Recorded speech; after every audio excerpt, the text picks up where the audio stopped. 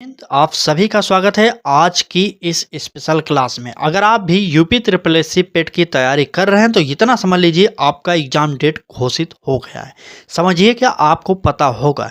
तो exam date कितना कब है आपका? तो 6 से 7 दिसंबर, मतलब 2 दिन आपका पेपर होगा, 6 और 7 दिसंबर 2025 को। या 2 दिन पेपर कराने का एक ही मतलब है, क्योंकि आपकी संख्या 25,32,000 है। 25,32,000 लोगों ने फार्म भरा, तो तैयारी आपको अच्छे तरीके से करना होगा। बाकी हम आपको डेली फ्री क्लासेज करा रहे हैं, तो चलिए क्लास को स्टार्ट कर देते हैं। सबसे पहले आप अपना सिलेबस देखिए। किसी भी कंपटीशन एग्जाम की तैयारी करने से पहले उस कंपटीशन एग्जाम की सिलेबस की पूर्ण जानकारी आपको होना चाहिए। चले, भारतीय संविधान एवं लोक प्रशासन यह आपका टॉपिक है। एक 5 नंबर का आएगा, मतलब 5 नंबर और 5 प्रश्न आएंगे। टॉपिक दिया गया है भारतीय संविधान। इसके अंतर्गत भारतीय संविधान की मुख्य विशेषताएं, राज्य के नीति निर्देशक सिद्धांत, और हमारा अगला टॉपिक मौलिक अधिकार एवं मौलिक कर्तव्य, संसदीय प्रणाली, और कहा जा रहा है संघीय प्रणाली, संघ एवं केंद्र शासित प्रदेश, केंद्र राज्य संबंध। और अगला टॉपिक होगा न्यायिक ढांचा, सर्वोच्च न्यायालय, उच्च न्यायालय। और अगला टॉपिक जिला प्रशासन। और अगला टॉपिक होगा स्थानीय निकाय तथा पंचायती राज संस्थाएं। तो चलिए, आप लोग सिलेबस जानते रहिए, क्योंकि किसी भी एग्जाम को पास करने की सबसे बेहतरीन यही तरीका होना चाहिए कि आपको सिलेबस सबसे पहले पता होना चाहिए। चलिए क्लास को स्टार्ट कर देते हैं। अगर आप भी हमारे साथ जुड़ना चाहते हैं जुड़ सकते हैं। चलिए, पहला प्रश्न में कहा जा रहा है, इनमें से कौन सा भारतीय संविधान के अनुसार मौलिक अधिकार नहीं है? कह रहा है कौन सा मौलिक अधिकार नहीं है, मतलब प्रश्न में 3 मौलिक अधिकार दिया गया है, बाकी एक जो मौलिक अधिकार नहीं है वही आपको बताना होगा। ए ऑप्शन कह रहा है संवैधानिक उपचार का अधिकार, बी ऑप्शन करा है सामान्य एवं निशुल्क विधिक सहायता का अधिकार, सी ऑप्शन करा है संभाषण एवं अभिव्यक्ति की स्वतंत्रता का अधिकार, और डी ऑप्शन करा है सामान्य का अधिकार। चलिए चलिए, समानता का अधिकार बिल्कुल सही। सामान्य या समानता का अधिकार होगा। यह प्रश्न का उत्तर जो निकलेगा हमारा हो जाएगा सामान्य एवं निशुल्क विधिक सहायता का अधिकार। यह हमारा मौलिक अधिकार नहीं है, इसलिए हमारा इस प्रश्न का जो उत्तर निकलेगा बी ऑप्शन यहाँ पर सही हो जाएगा। ठीक है, चलिए आगे बढ़ेंगे, अगले प्रश्न पर चलेंगे, क्योंकि यहाँ पर सुपर फास्ट तरीके से क्लास कराई जाती है, कम समय में अधिक प्रश्नों की संख्या होती है। अगला प्रश्न देखेंगे, कह रहा है कि निम्नलिखित में से किसे भारतीय संविधान में मौलिक अधिकार के रूप में सूचीबद्ध नहीं किया गया है? इंपॉर्टेंट है। कह रहा है कि भारतीय संविधान में मौलिक अधिकार के रूप में सूचीबद्ध नहीं किया गया। ए ऑप्शन समानता का अधिकार, बी ऑप्शन स्वतंत्रता का अधिकार, सी ऑप्शन सांस्कृतिक एवं शिक्षा संबंधी अधिकार, और डी ऑप्शन संभाषण का अधिकार। चलिए जल्दी से कमेंट करिए और उत्तर बताइए। चलिए, बिल्कुल सही। ठीक ठीक, चलिए इस प्रश्न के उत्तर की बात करेंगे, तो इस प्रश्न का जो उत्तर होगा जल्दी से कमेंट करिए आप लोग। बिल्कुल सही, मौलिक अधिकार के रूप में सूचीबद्ध नहीं किया गया, वह हो जाएगा संभाषण का अधिकार।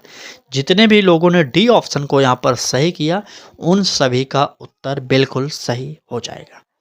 ठीक है, चले, अगर क्लास अच्छी लग रही हो तो लाइक कर दीजिएगा। अगर पहली बार आए हो तो चैनल को भी सब्सक्राइब कर लीजिए, क्योंकि आपको यहाँ पर हर कंपटीशन एग्जाम की तैयारी फ्री में कराई जाएगी, और आपको टॉपिक वाइज प्रैक्टिस सेट हो या मॉडल पेपर हो, सारे के सारे चीज़ यहाँ पर प्रोवाइड की जाएगी। ठीक है, चलिए आगे बढ़ेंगे, अगले प्रश्न को देखेंगे। कह रहा है कि भारत के संविधान के अंतर्गत निम्नलिखित में से कौन सा एक मौलिक अधिकार नहीं है?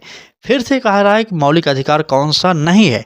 ए ऑप्शन कह रहा है समानता का अधिकार, बी ऑप्शन कह रहा है स्वतंत्रता का अधिकार, सी ऑप्शन कह रहा है नागरिकता का अधिकार, और डी ऑप्शन कह रहा है शोषण के विरुद्ध अधिकार। चले बताइए, भारत के संविधान के अंतर्गत निम्नलिखित में से कौन सा एक मौलिक अधिकार नहीं है? यह आप कमेंट जरूर करिए। चलिए, बिल्कुल सही। तो जो प्रदान नहीं करता वह हो जाएगा क्या? समानता का अधिकार। चलिए जल्दी से उत्तर बताइए क्या हो जाएगा? समानता का अधिकार तो प्राप्त करेगा। ठीक बात, चलिए मौलिक अधिकार नहीं है पूछा जा रहा है, बिल्कुल सही, नागरिकता का अधिकार। मौलिक अधिकार नहीं है अगर बात करा तो यहाँ पर हमारा सी ऑप्शन सही हो जाएगा, क्योंकि यहाँ पर नागरिकता का अधिकार है, यह गलत हो जाएगा। चले, मौलिक अधिकार यह नहीं है। आगे बढ़ेंगे, अगले प्रश्न पर चलेंगे। अगले प्रश्न में कहा जा रहा है कि भारतीय संविधान निम्न में से कौन सा अधिकार प्रदान नहीं करता। आज के इस क्लास में देखिए ज़्यादातर प्रश्न जो है निगेटिव टाइप में पूछे गए हैं, और यह प्रश्न वो प्रश्न है जो आपके टॉपिक से संबंधित है और किसी न किसी एग्जाम में जो प्रश्न आए हैं।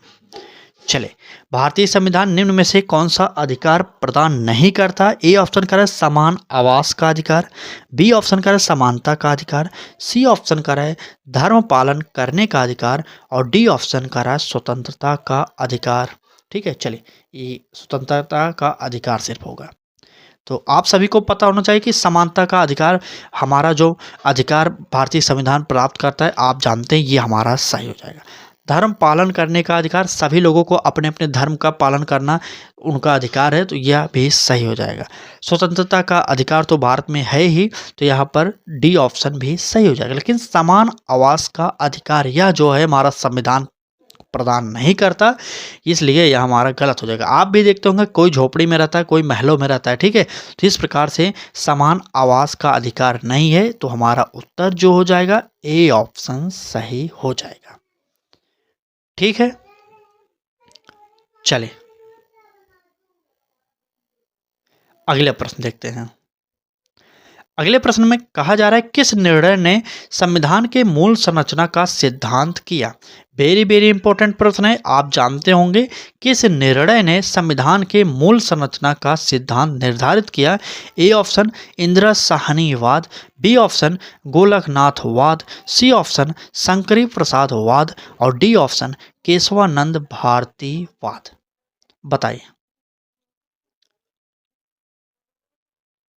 चलिए, संविधान के मूल संरचना का सिद्धांत निर्धारित किसके अंतर्गत किया गया था, आप लोग कमेंट करिए। आपको पता होना चाहिए कि इस प्रश्न का उत्तर बहुत ही चर्चित केस था उस समय, केशवानंद भारतीवाद।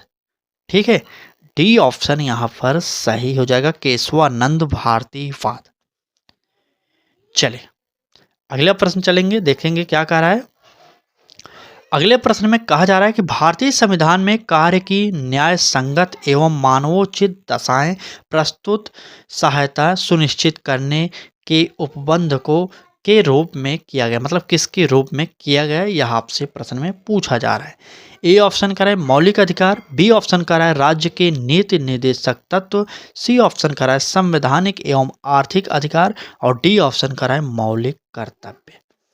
चले जल्दी से कमेंट करिए और उत्तर बताइए कौन सा उत्तर यहाँ पर हमारा सही हो जाएगा। चलिए जल्दी बताइए। बिल्कुल सही, जो उत्तर हो जाएगा राज्य के नीति निर्देशक तत्व हमारा ए नहीं होगा, बी ऑप्शन सही होगा। बिल्कुल सही, राज्य के नीति निर्देशक तत्व यह हमारा ऑप्शन सही हो जाएगा। बी ऑप्शन यहाँ पर सही करिए और आगे बढ़िए। क्लास को एक बार लाइक जरूर कर दीजिएगा। अगले प्रश्न को देखेंगे। कह रहा कि भारतीय संविधान के निम्नलिखित में से किस भाग में कार्यपालिका को न्यायपालिका से अलग किया गया है। इंपॉर्टेंट है, भारतीय संविधान के किस भाग में कार्यपालिका को न्यायपालिका से अलग किया गया है। ए ऑप्शन मौलिक अधिकार, बी ऑप्शन प्रस्तावना, सी ऑप्शन राज्य के नीति निर्देशक सिद्धांत, और डी ऑप्शन 7वीं अनुसूची। चलिए जल्दी से बताइए उत्तर कौन सा हमारा सही हो जाएगा। बिल्कुल सही, अगर आप भी राज्य के नीति निर्देशक सिद्धांत पर टिक कर देंगे तो यहाँ पर उत्तर आपका सही हो जाएगा, और इसका उत्तर जो निकला राज्य के नीति निर्देशक सिद्धांत। ठीक है, अगर आप एग्जाम डेट सोच रहे हैं बहुत लंबा है तो यह आपकी गलतफहमी है। ठीक है, आप भी जानते हैं जुलाई चल रही है, जुलाई अगस्त सितंबर अक्टूबर 3 महीने का समय है आपके पास, नवंबर 4 महीने का। बिल्कुल सही, 4 महीने का समय, लेकिन आपको 70 प्लस स्कोर भी करना है। अगर आपका स्कोर 70 से कम हुआ तो आपको किसी भी वैकेंसी में फॉर्म नहीं भरने दिया जाएगा।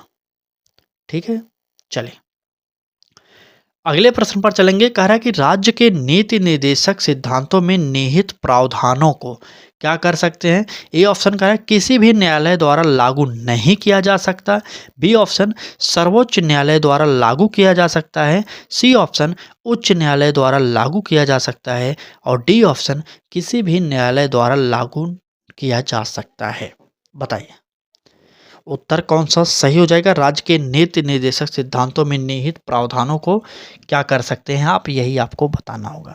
तो यह रेलवे के द्वारा प्रश्न पूछा गया है और उत्तर जो होगा किसी भी न्यायालय द्वारा लागू नहीं किया जा सकता।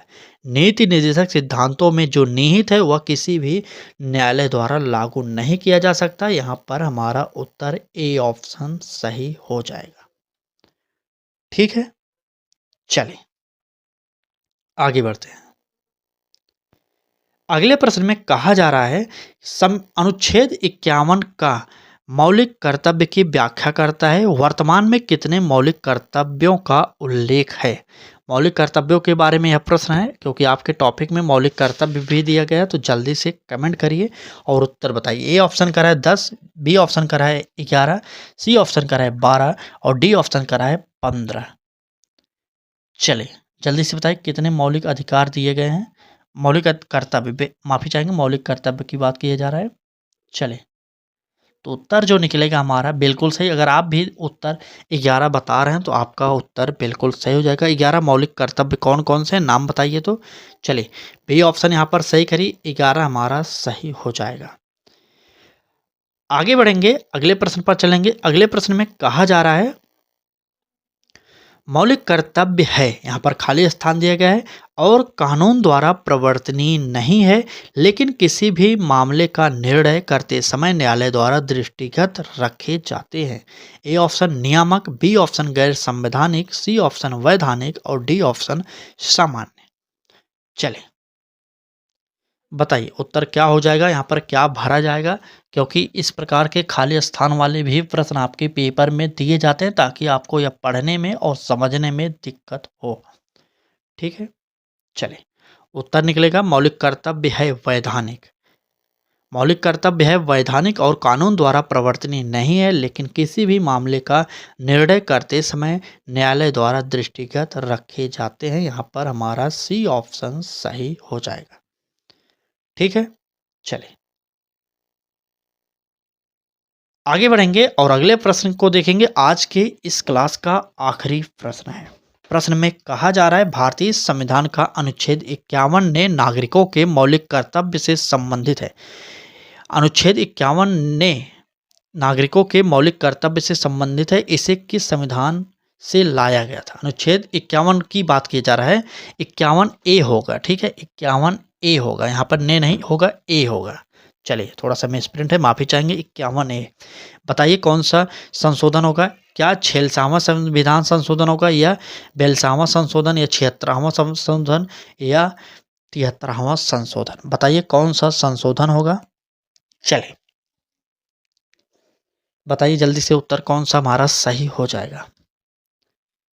बिल्कुल सही, 42वां संविधान संशोधन हो जाएगा। इसके अंतर्गत 51 ए शामिल किया गया था और यह कब लागू किया गया था। 1976 में यह संविधान संशोधन हुआ था और इसे मिनी संविधान के नाम से जाना जाता है। 1976 में 42वां संविधान संशोधन हुआ था। ठीक है, यहाँ पर ए ऑप्शन सही हो जाएगा।